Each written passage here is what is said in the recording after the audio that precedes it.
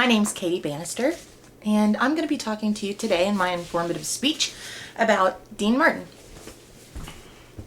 And this is one of my things. Dean Martin and the Rat Pack in the 60s has kind of been something that I've been interested in since high school, most of my life. I don't know why. I loved to see the way that time has evolved and the way that what's popular changes and all those kinds of things. So the first thing that I'd like to start off with in my informative speech is a little bit on the backstory or a little bit of history on Dean Martin. This was one of the first biographies that I ever read on him. I thoroughly enjoyed this one a lot. The first things that this book goes over is that Dean Martin actually wasn't born Dean Martin. He was born Dino Paul Crescetti in Steubenville, Ohio.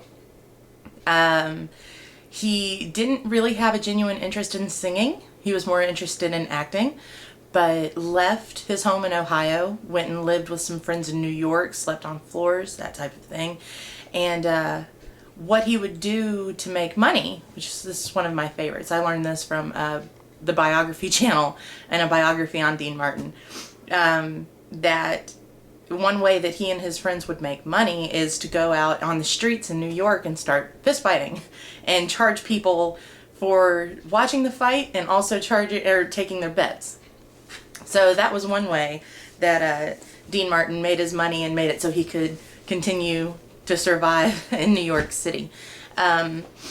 He tried his hand, he did a lot of acting,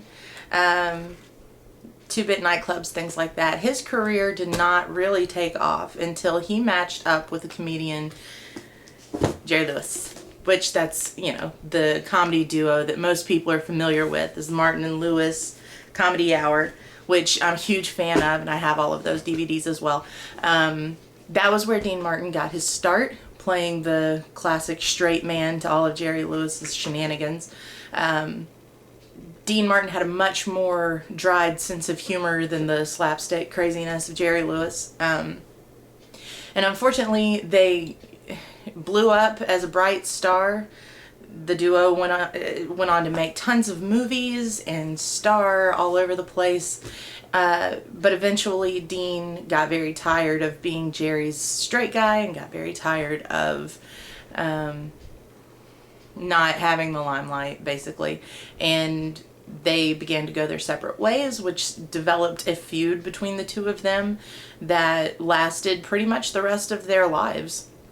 So the Martin and Lewis pretty much collapsed, and shortly after that, Dean Martin linked up with Frank Sinatra. And then that's when the golden days of the Rat Pack began.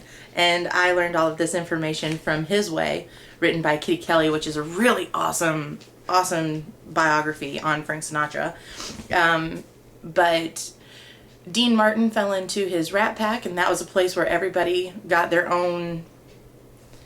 The whole group was so dynamic, and they were all getting their popularity based off of how different they all were.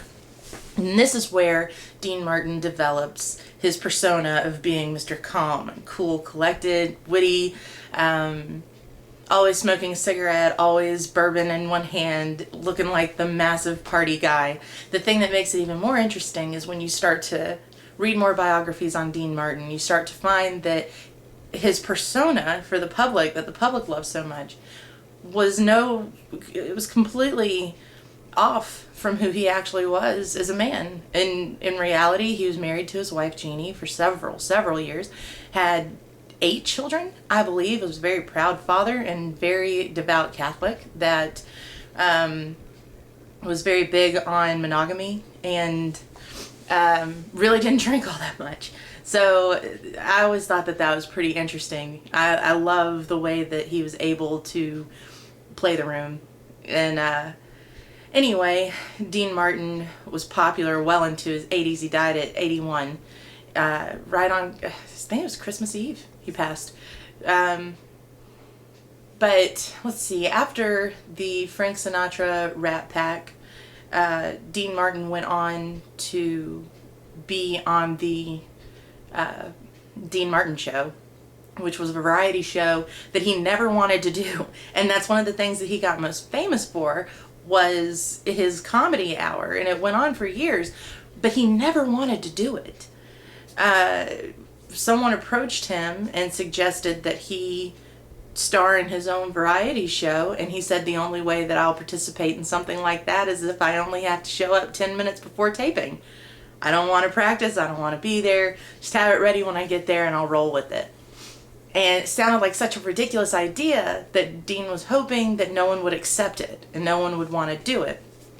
But they agreed to it, and that's how the Dean Martin Variety Show Comedy Hour came out.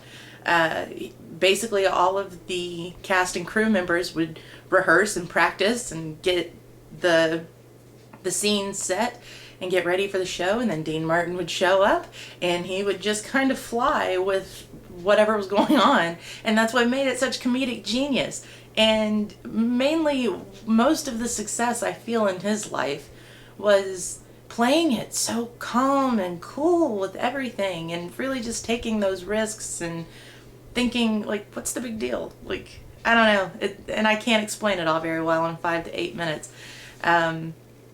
But he's definitely an example of a human being that knew just how to work a situation, knew just how to work a crowd, knew just the right way to play his cards, to be successful at something. So, yeah, I hope you take a little bit of interest in Dean Martin. Another thing that I think is really interesting, not only his ways with the Variety Hour, but also it's been said that one of his biggest fans was Elvis Presley. Elvis Presley tried very hard to sound like Dean Martin when he sang, which is where Elvis Presley developed his unique sounds as well, trying to be like Dean Martin. And he also dyed his hair shoe polish black, but jet black, just like Dean Martin, to try and be like him. And then continued on with his massive success. So that's always been a favorite of mine as well. But I certainly appreciate you sitting here and listening to me inform you on the life of Dean Martin.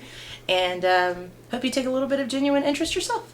And have a wonderful evening, and can't wait to speak with you again.